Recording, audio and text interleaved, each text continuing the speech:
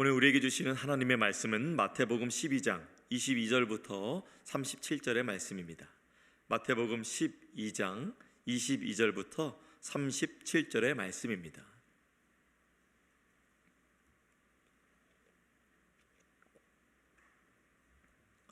오늘 말씀 교독하실 때에 제가 먼저 읽고 성도님들 읽으시고 마지막 37절 말씀 함께 읽겠습니다. 그때에 귀신 들려 눈 멀고 말 못하는 사람을 데리고 왔거늘 예수께서 고쳐주심에 그 말 못하는 사람이 말하며 보게 된지라. 무리가 다 놀라 이르되 이는 다윗의 자손이 아니냐 하니, 바리새인들은 듣고 이르되 이가 귀신의 왕 바알세불을 힘입지 않고는 귀신을 쫓아내지 못하느니라 하거늘 예수께서 그들의 생각을 아시고 이르시되 스스로 분쟁하는 나라마다 황폐하여질 것이요 스스로 분쟁하는 동네나 집마다 서지 못하리라. 만일 사탄이 사탄을 쫓아내면 스스로 분쟁하는 것이니 그리하고야 어떻게 그의 나라가 서겠느냐. 또 내가 바알세불을 힘입어 귀신을 쫓아내면 너희의 아들들은 누구를 힘입어 쫓아내느냐. 그러므로 그들이 너희의 재판관이 되리라. 그러나 내가 하나님의 성령을 힘입어 귀신을 쫓아내는 것이면 하나님의 나라가 이미 너희에게 임하였느니라. 사람이 먼저 강한 자를 결박하지 않고서야 어떻게 그 강한 자의 집에 들어가 그 세간을 강탈하겠느냐. 결박한 후에야 그 집을 강탈하리라. 나와 함께 아니하는 자는 나를 반대하는 자요 나와 함께 모으지 아니하는 자는 해치는 자니라. 그러므로 내가 너희에게 이르노니 사람에 대한 모든 죄와 모독은 사하심을 얻되 성령을 모독하는 것은 사하심을 얻지 못하겠고, 또 누구든지 말로 인자를 거역하면 사하심을 얻되 누구든지 말로 성령을 거역하면 이 세상과 오는 세상에서도 사하심을 얻지 못하리라. 나무도 좋고 열매도 좋지 않다 하든지 하라. 그 열매로 나무를 아느니라. 독사의 자식들아, 너희는 악하니 어떻게 선한 말을 할 수 있느냐. 이는 마음에 가득한 것을 입으로 말함이라. 선한 사람은 그 쌓은 것 선에서 선한 것을 내고, 내가 너희에게 이르노니 사람이 무슨 무익한 말을 하든지 심판날에 이에 대하여 신문을 받으리니. 37절입니다. 내 말로 의롭다 함을 받고 내 말로 정죄함을 받으리라. 아멘.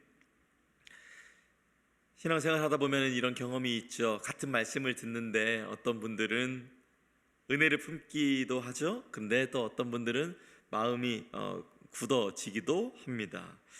문제는 말씀이 다르기 때문이 아니죠. 말씀은 같습니다. 또 상황이 다르기 때문만도 아닙니다. 그럼 무엇이 도대체 다르길래 같은 말씀을 들어도 같은 하나님의 역사하심을 봐도 왜 두 가지로 반응을 하는 것일까?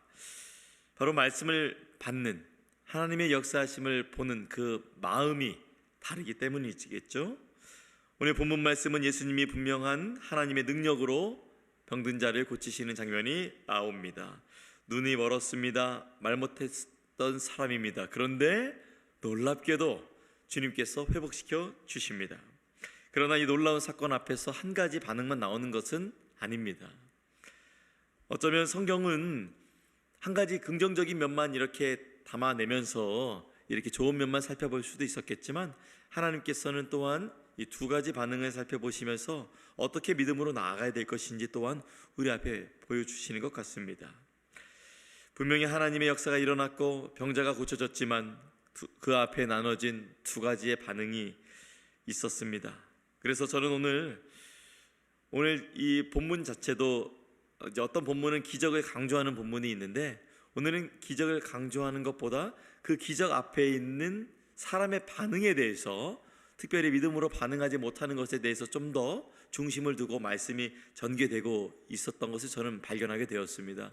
그래서 오늘 저는 이 말씀을 통해서, 저도 너무 이제 하나님의 기적을 너무 좋아하지만 기적 자체보다는 이 기적 앞에 사람의 마음이 주님의 말씀을 통해 어떻게 드러나는지를 좀 살펴보려고 합니다. 그리고 같은 하나님의 역사 가운데 왜 어떤 사람은 회복의 길로 가고 왜 어떤 사람은 걸림의 돌로 가게 되는 이유를 말씀을 통해 보려고 합니다. 그리고 그 이야기가 이 바리새인들의 이야기뿐만 아니라 혹시 이 새벽에 일어나 또 아침을 깨운 우리들에게도 주시는 주님의 음성이 또 무엇이 있을지 또 함께 나눠보고자 합니다. 먼저 22절부터 32절 말씀을 중심으로 저는 하나님의 역사는 이 마음을 열 때에 삶이 바뀌어지게 되는 능력이 됨을 보게 되었습니다. 먼저 22절과 23절 말씀 읽어드립니다. 그때에 귀신 들려 눈 멀고 말 못하는 사람을 데리고 왔거늘 예수께서 고쳐주심에 그 말 못하는 사람이 말하며 보게 된지라. 무리가 다 놀라 이르되 이는 다윗의 자손이 아니냐 하니. 여기서 이제 이 배경을 볼 수가 있습니다. 예수님 앞에 귀신이 들렸습니다. 눈이 멀었습니다. 말을 못하는 사람입니다. 이 사람을 데려온 겁니다. 여러분 앞에 데려왔으면 어떻게 하시겠어요? 근데 이 예수님 앞에 데려왔는데요, 무리가 놀라게 됩니다. 왜냐하면 예수님께서 고쳐주셨기 때문이죠. 귀신이 떠나가고 들려지게 되고 말할 수 있게 되었기 때문입니다. 여기서 특별히 무리가 다 놀라서 다윗의 자손이 아니냐라는 표현이 나오는데, 여기서 다윗의 자손이라는 표현은 혈통적으로 또 정치적 왕권, 하나님 나라의 회복을 전부 포함한 단어라고 볼 수 있는데요, 바로 메시아이지 않은가, 이것을 보여주는 말입니다. 왜냐하면 메시아가 나타날 때에 이사야 35장 5절에서 6절은 이렇게 성취된다고 되어 있거든요. 그때에 맹인의 눈이 밝을 것이며 못 듣는 사람의 귀가 열릴 것이며 그때에 저는 자는 사슴같이 뛸 것이며 말 못하는 자의 혀는 노래하리니 이는 광야에서 물이 솟겠고 사막에서 시내가 흐를 것임이라. 아마 여기 예수님께서 이 귀신 들린 자, 이 병든 자에게 고쳐주실 때에 많은 무리들이 이렇게 느꼈을 겁니다. 와, 이거는 우리가 그토록 기다렸던 그 장면이다. 그래서 아마 그들 스스로에게 혹은 옆 사람에게 이렇게 질문을 했을 수도 있겠어요. 혹시 저 예수라는 분이 우리가 그토록 기다린 그 메시아 아닙니까? 바로 이 다윗의 자손이 아닙니까? 라는 그것이 바로 이렇게 의미로 풀을 수가 있는 것이죠. 그러나 예수님은 하나님의 성령으로 귀신을 쫓아내셨습니다. 단순한 기적이 아니라 하나님의 나라가 이제는 실질적으로 임했다는 표시였습니다. 그런데요, 이렇게 끝나면 재미없죠. 바리새인들이 등장합니다. 바리새인들이 하나님의 역사하심을 보고도 귀신의 힘이라고 말을 합니다. 이분 도대체 어떤 마음의 틀을 갖고 봤길래 어떤 자들은 다윗의 혈통이 아닌가, 다윗의 자손이 아닌가라고 보고 있는데, 같은 장면을 보고 있어도 어떤 자들은 귀신의 힘이 아닌가라고 보다니 참으로 놀라운 장면입니다. 예수님은 바리새인들에게 분명하게 말씀하십니다. 28절 말씀에 이렇게 나와 있죠. 그러나 내가 하나님의 성령을 힘입어 귀신을 쫓아내는 것이면 하나님의 나라가 너희에게 임하였으리라. 그러니까 하나님의 나라가 이 바리새인들에게 임하지 않는 것을 보아하니 하나님의 성령으로 귀신을 쫓아내는 것이라고 보지 않았던 것이죠. 또한 예수님 또한 하나님의 아들, 하나님께서 보내신 메시아라고 절대 믿지 않았던 것입니다. 여기서 중요한 것은 그들은 기적을 못 봐서 이렇게 하지 않았습니다. 기적을 봤습니다. 그러나 마음이 닫혀 있기에, 마음이 닫히면 하나님의 역사가 회복의 능력이 아니라 걸림돌이 됨을 보게 되었습니다. 그래서 예수님은 성령을 거스르는 태도를 심각하게 경고하시죠. 31절에서 32절입니다. 그러므로 내가 너희에게 이르노니 사람에 대한 모든 죄와 모독은 사하심을 얻되 성령을 모독하는 것은 사하심을 얻지 못하겠고, 또 누구든지 말로 인자를 거역하면 사하심을 얻되 누구든지 말로 성령을 거역하면 이 세상과 오는 세상에서도 사하심을 얻지 못하리라. 여기서 예수님이 드러내시는 핵심은 분명합니다. 그 문제는 기적이 작아서도 아니고 또 증거가 부족해서도 아니고 하나님의 역사가 나타났는데도 그 앞에 마음이 닫혀 있고 성령의 역사하심을 인정하지 않는다는 것에 있었습니다.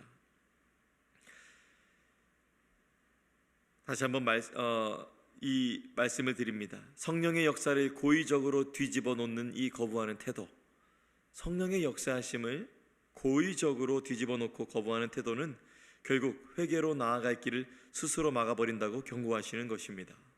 그래서 오늘 본문 말씀은 기적의 크기를 우리에게 보여주시기보다는 기적 앞에 드러나는 우리 마음의 태도가 어떤지를 점검할 수 있도록 주님께서 주시는 말씀입니다. 사랑하는 성도 여러분, 오늘 본문에서 보셨듯이 우리의 삶에도 비슷한 문제들이 나타날 수 있어요. 하나님이 분명히 도우셨음이 분명한데, 하나님의 성령의 역사하심이 분명한데, 우리 마음속에서 굳어진 마음 때문에 쓴뿌리가 나서 내가 잘못 믿음으로 해석하지 않고 또 인본주의로 해석을 해서 이렇게 생각할 때가 있습니다. 내가 잘해서 된 거야, 시간이 지나서 그렇게 된 거겠지 하면서 하나님의 역사하신 것을 우리가 그렇게 다른 설명을 먼저 덧붙일 때가 있습니다. 사실은 이것이 하나님의 손길을 마음에서 밀어내려는 태도로 또 보여질 수가 있겠죠. 그래서 오늘 새벽에는 어쩌면 하나님 앞에 우리 삶 가운데 기적이 일어났으면 좋겠다는 영역들이 많이 있잖아요. 가정과 자녀와 직장과 여러 삶의 건강과 여러 문제들이 있잖아요. 근데 오늘 좀 이렇게 기도해 보시길 권면드립니다.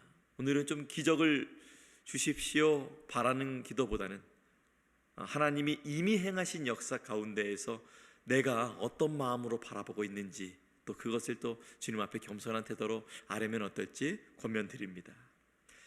그리하여서 하나님의 또 귀한 은혜와 사랑과 회복이 여러분 개인과 가정과 삶에 충만하시기를 간절히 축복합니다.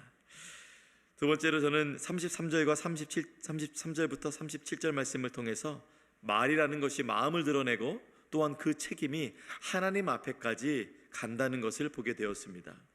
예수님은 마음의 상태를 말로 보신다는 것을 보게 되었습니다. 33절부터 35절의 말씀입니다. 나무도 좋고 열매도 좋다 하든지 나무도 좋지 않고 열매도 좋지 않다 하든지 알아. 그 열매로 나무를 아느니라. 독사의 자식들아, 너희는 악하니 어떻게 선한 말을 할 수 있느냐? 이는 마음에 가득한 것을 입으로 말함이라. 선한 사람은 그 쌓은 것 선에서 선한 것을 내고 악한 사람은 그 쌓은 악에서 악한 것을 내느니라. 속담 하나가 생각났습니다. 콩 심은 데 콩 나고 팥 심은 데 팥 난다.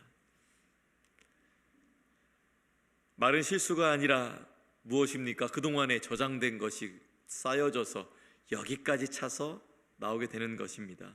결과라는 것이죠. 마음의 결과가 말입니다. 그래서 예수님은 말을 가볍게 다루지 않으시고 무겁게 다루십니다.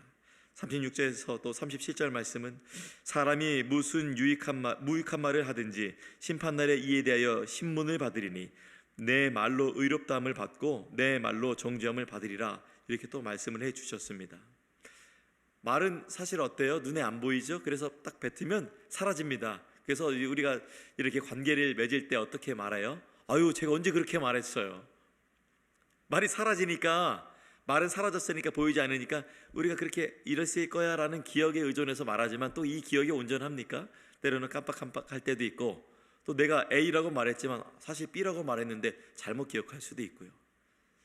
다시 말씀드리지만 말이 사라집니다. 그런데 하나님 앞에서는 이 마음에서 올라왔던 이 말이 하나님 앞에 끝까지 남아있는다는 것을 보게 됩니다. 우리가 기억하는 것에 의해서 남는 것이 아니라 말한 것이 남는다라는 것이죠. 자, 오늘 말씀을 통해서 다시 한번 저도 말을 되돌아보면서 또 그렇지 못했던 저의 삶을 또 주님 앞에 회개하는 마음으로 또한 그렇게 다시 한번 회개하고 이 자리에 섰습니다. 왜 이렇게 말이 이런지, 잊었던 일들은 왜 또 생각이 나는지, 상처라고 해서 회복된 줄 알았는데 거기가 또 아프다며 제 마음 가운데 또 주님이 원하시는 말들을 하는 것들을 가족이나 친구들이나 또한 동료들에게 할 때마다 참으로 저의 연약함과 안타까움을 저도 보게 되었습니다. 그러면서 다시 한번 이 말씀을 통해서 말은 사라지는 소리가 아니구나, 이 하나님의 앞에까지 상달이 되는 증거로 남는구나라는 것을 다시 한번 보게 되었습니다. 사랑하는 성도 여러분, 오늘도 저뿐만 아니라 여러분들도 오늘 말 많이 하실 겁니다. 우리가 말로 소통하잖아요. 목사님, 저는 카톡으로 많이 합니다. 그것도 어쩌면 우리의 마음 가운데 올라오는 말이겠죠. 무심코 던진 말, 습관처럼 내뱉은 말들, 그리고 다른 것 때문에 힘든 것인데 갑자기 딱 나한테 온 사람에게 그 다른 일 때문에 이 사람한테 막 화를 막 쏟아내거나 그런 일이 또 있을 수 있는데, 사실 이 말이라는 것이 우리가 어떤 마음의 방향을 향하고 있는지를 보여주는 것입니다. 그래서 우리가 말을 할 뿐만 아니라 또한 우리 가운데 내주하시는 성령 하나님께 도우심을 구해서 우리의 말 또한 우리가 들어서 내가 어떻게 말하고 있지? 라는 것이 믿음 안에 또 귀하게 훈련되었으면 좋겠습니다. 그래서 오늘 먼저 주님의 말씀에 의지하여서 권면드리는 것은, 우리가 말을 바꾸는 건 쉽지 않잖아요. 근데 말을 바꾼다고 해서 또 돌아갑니다. 결국엔 마음을 바꿔야 되는 것인데, 이 마음을 먼저 살펴보는 여러분이 되시기를 권면드립니다. 말이 거칠게 나왔다면 그 말보다 먼저 내 마음의 어떤 상태였는지 돌아봐야 되고요, 감정이 앞서서 말했는지, 너무 바쁘고 여유가 없어서 말했는지, 내 경험과 기준만 붙들고 말했는지 잠시 성령 하나님께 물으며 우리가 살펴봐야 합니다. 불평이 많았다면 마음의 감사가 부족한 것이었을 테고, 정죄가 많았다면 마음의 은혜가 식었다는 것일 테고, 입술을 지킨다는 것은 아무 말도 하지 말라는 것이 아니라 내 감정, 내 해석이 아니라 성령 하나님과 함께 상황을 바라보고 하나님의 마음으로 말하라는 오늘 그 믿음의 초청을 하고 계신 것입니다. 말씀의 결론입니다. 마음을 지키면 말이 달라지고 삶의 방향이 새로워진다는 것을 기억하시기 바랍니다. 오늘 말씀은 분명한 흐름을 갖고 있습니다. 하나님의 역사를 어떻게 받아들이냐가 우리 마음을 결정하고, 그 마음은 결국 말과 삶으로 흘러나오게 됩니다. 그러므로 오늘 이렇게 주님 앞에 이 마음을 갖고, 이 고백을 갖고 나아가면 어떨까요? 아무것도 염려하지 말고 다만 모든 일에 기도와 간구로 너희 구할 것을 감사함으로 하나님께 아뢰라. 그리하면 모든 지각에 뛰어난 하나님의 평강이 그리스도 예수 안에서 너희 마음과 생각을 지키시리라. 마음과 생각을 지키시는 분이 바로 주님이십니다. 그 주님과 함께 오늘 나아가시기 바랍니다. 하나님은 환경을 먼저 바꾸기보다 마음을 먼저 바꾸고 지키기 원하시는 분이십니다. 마음을 지키시기 바랍니다. 마음을 주님과 함께 바꿔보시기 바랍니다. 그리하면 우리의 말이 바뀌어지게 될 테고, 하나님의 여러분의 입술을 통해 나오는 그 고백대로 주님의 놀라우신 뜻 안에서 그 소원들을 이루어 주실 것입니다. 우리 좋으신 아버지 하나님께서 오늘 하루 여러분의 마음과 생각을 지켜주셔서 하나님의 온전한 삶을 살 수 있는 복된 주의 성도 한 분 한 분 모두 되시기를 예수님의 이름으로 축원합니다. 기도하겠습니다. 주님, 오늘 말씀을 통해서 우리의 마음과 입술을 다시 한번 붙들게 하시니 감사합니다. 굳어진 마음을 부드럽게 하시고 성령의 역사를 기쁨으로 받아들이게 하여 주시옵소서. 오늘 하루 우리의 말이 사람을 살리고 주님을 드러내는 도구가 되게 하여 주시옵소서. 모든 삶의 자리에서 그리스도 예수의 향기가 흘러날 수 있도록 주님 인도하여 주시옵소서. 모든 것을 주님께 의탁드리며 귀하신 예수님의 이름으로 기도합니다. 아멘. 하늘에 계신 우리 아버지여, 이름이 거룩히 여김을 받으시오며 나라가 임하시오며 뜻이 하늘에서 이루어진 것 같이 땅에서도 이루어지이다. 오늘 우리에게 일용할 양식을 주시옵고, 우리가 우리에게 죄 지은 자를 사하여 준 것 같이 우리 죄를 사하여 주시옵고, 우리를 시험에 들게 하지 마시옵고 다만 악에서 구하시옵소서. 나라와 권세와 영광이 아버지께 영원히 있사옵나이다. 아멘. 하나님이 여러분의 기도 위에 함께 하십니다. 각자의 기도 제목으로 기도하시겠습니다.